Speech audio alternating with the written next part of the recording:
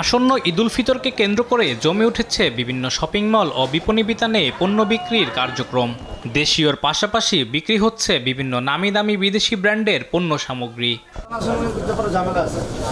রোববার দুপুরে এসব পণ্য আমদানির উৎস যাচাইয়ে রাজধানীর যমুনা ফিউচার পার্ক শপিং মলে অভিযানে ভোক্তা অধিকার সংরক্ষণ অধিদপ্তর।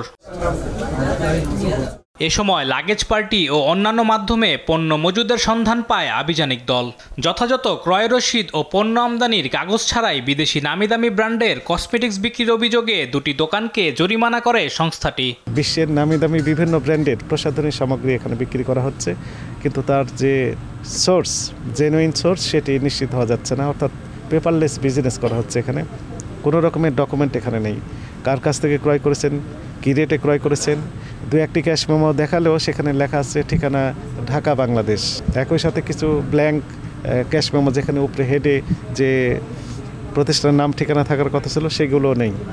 আর ম্যাক্সিমাম ক্ষেত্রে কোনো রকমের কাগজপত্রই দেখাতে পারছেন না।